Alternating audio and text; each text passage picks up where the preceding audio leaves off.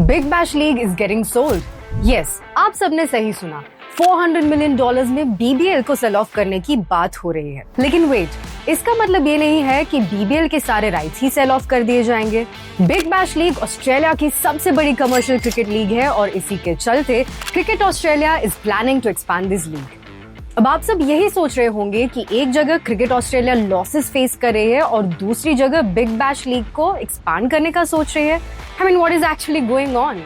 आइए आज के इस वीडियो में बात करते हैं कि कैसे बीबीएल के एक्सपांड होते ही क्रिकेट ऑस्ट्रेलिया की फाइनेंशियल क्राइसिस भी सॉल्व हो सकती है।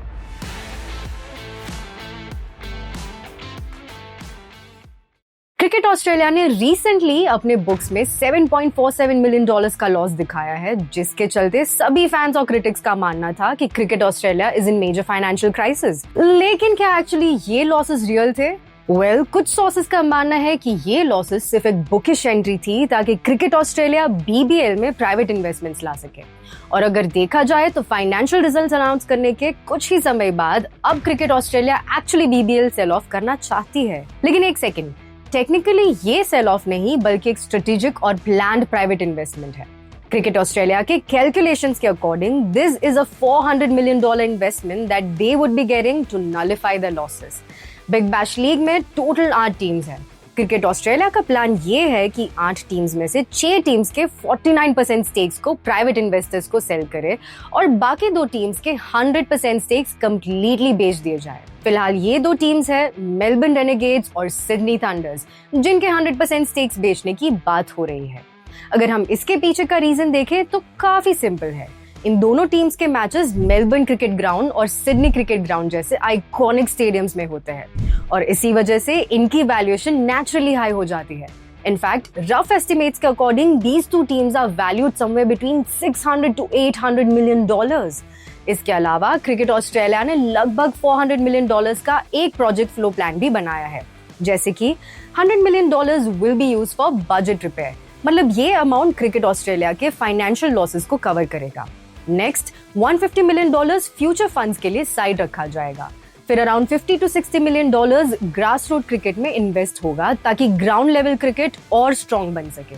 और last $100 million will be reinvested back into the BBL itself.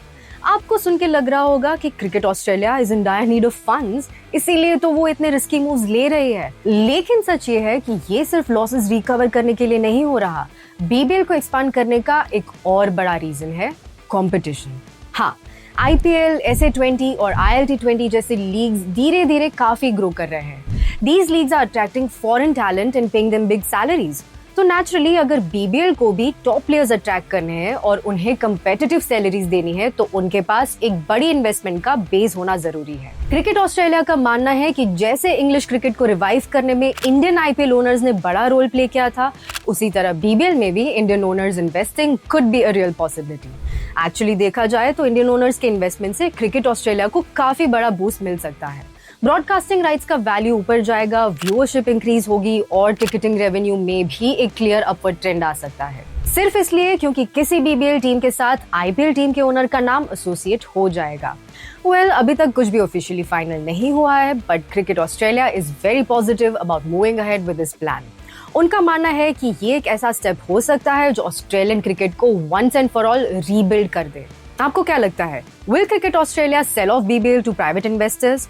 और अगर आईपीएल के ओनर्स आते हैं तो कौन से ऐसे पहले ओनर्स होंगे जो बीबीएल की एक टीम खरीदना चाहते हो? Let us know your reactions below and stay tuned for more interesting cricket updates.